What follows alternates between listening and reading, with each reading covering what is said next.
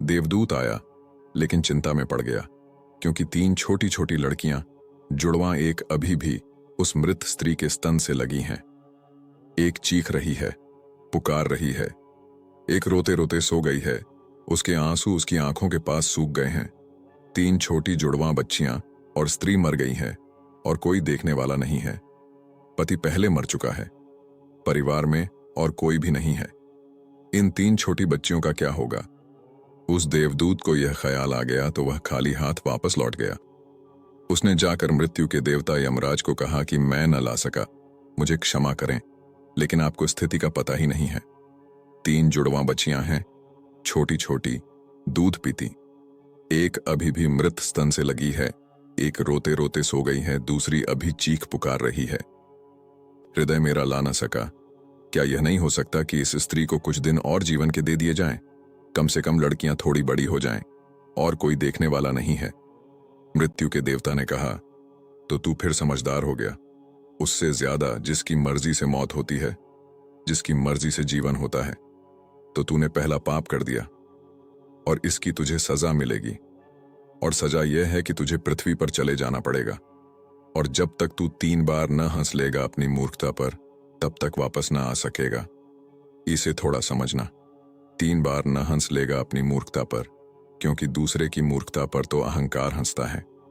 जब तुम अपनी मूर्खता पर हंसते हो तब अहंकार टूटता है। देवदूत को लगा नहीं तो वह राजी हो गया दंड भोगने को, लेकिन फिर भी उसे लगा कि सही तो मैं ही हूं, और हंसने का मौका कैसे आएगा, तो उसे जमीन पर फेंक दिया गया। एक मोची सर्दियों के दिन करीब आ रहे थे और बच्चों के लिए कोट और कंबल खरीदने शहर गया था, कुछ रुपए इकट्ठे करके। जब वह शहर जा रहा था तो उसने राह के किनारे एक नंगे आदमी को पड्डे हुए ठिठुरते हुए देखा। यह नंगा आदमी वही देवदूत था जो पृथ्वी पर फेंक दिया गया था। उसको दया आ गई, और बजाय अपने बच्चों के लिए कपड़े खरीदने के, उसने इस आदमी के लिए कंबल और कपड़े खरीद लिए। इस आदमी को कुछ खाने पीने को भी न था, घर भी न था, छप्पर भी न था जहां रुक सके। तो मोची ने कहा कि अब तुम मेरे साथ ही आ जाओ, लेकिन अगर मेरी पत्नी नाराज हो, जो कि वह निश्चित होगी, क्योंकि बच्चों के लिए कपड़े खरीदने लाया था, वह पैसे तो खर्च हो गए, वह अगर नाराज हो, चिल्लाए, तो तुम परेशान मत होना, थोड़े दिन में सब ठीक हो जाएगा। उस देवदूत को लेकर मोची घर लौटा। न तो मोची को पता है कि देवदूत घर में आ रहा है, न पत्नी को पता है। जैसे ही देवदूत को लेकर मोची घर में पहुंचा, पत्नी एकदम पागल हो गई, बहुत नाराज हुई, बहुत चीखी चिल्लाई, और देवदूत पहली दफा हंसा। मोची ने उससे कहा, हंसते हो, बात क्या है? उसने कहा, मैं जब 3 बार हंस लूंगा तब बता दूंगा। देवदूत हंसा पहली बार, क्योंकि उसने देखा कि इस पत्नी को पता ही नहीं है कि मोची देवदूत को घर में ले आया है, जिसके आते ही घर में हजारों खुशियां आ जाएंगी।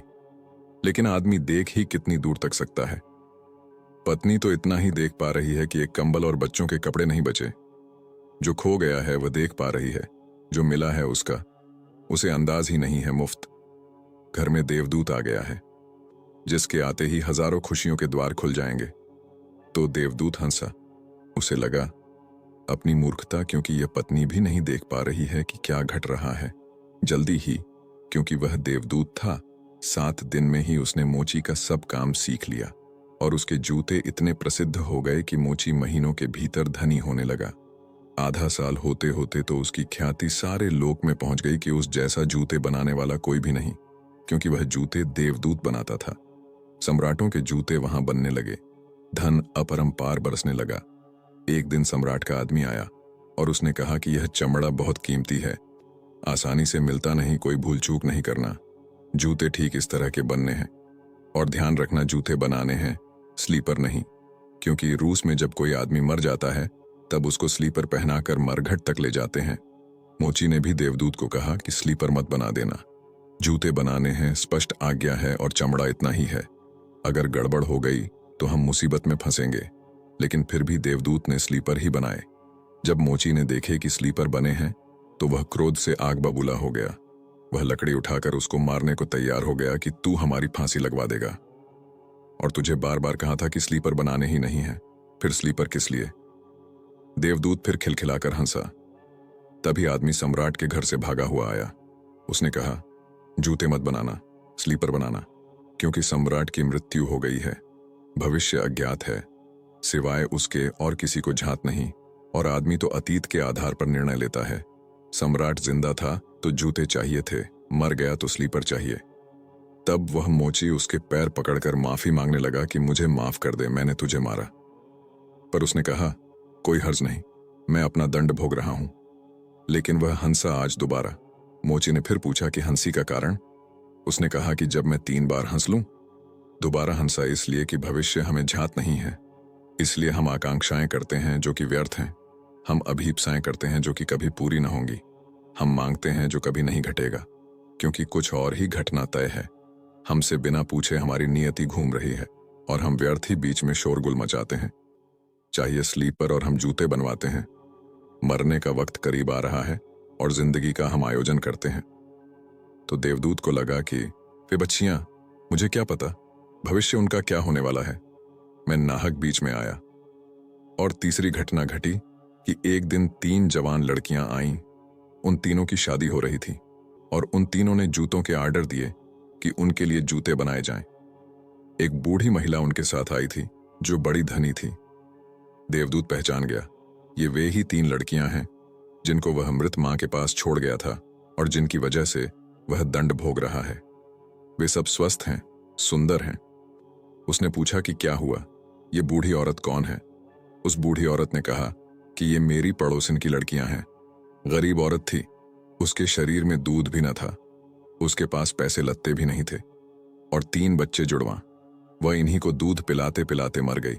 लेकिन मुझे दया आ गई, मेरे कोई बच्चे नहीं हैं और मैंने इन तीनों बच्चियों को पाल लिया। अगर मां जिंदा रहती तो ये तीनों बच्चियां गरीबी, भूख और दीनता और दरिद्रता में बड़ी होती। मां मर गई, इसलिए ये बच्चियां तीनों बहुत बड़े धन वैभव में, संपदा में पली, और अब उस बूढ़ी की सारी संपदा की ये ही 3 मालिक हैं और इनका सम्राट के परिवार में विवाह हो रहा है। देवदूत तीसरी बार हंसा और मोची को उसने कहा कि ये 3 कारण हैं। भूल मेरी थी, नियति बद्धी है और हम उतना ही देखते हैं जितना देख पाते हैं। जो नहीं देख पाते बहुत विस्तार है उसका, और हम जो देख पाते हैं उससे हम कोई अंदाज नहीं लगा सकते जो होने वाला है, जो होगा। मैं अपनी मूर्खता पर 3 बार हंस लिया हूं।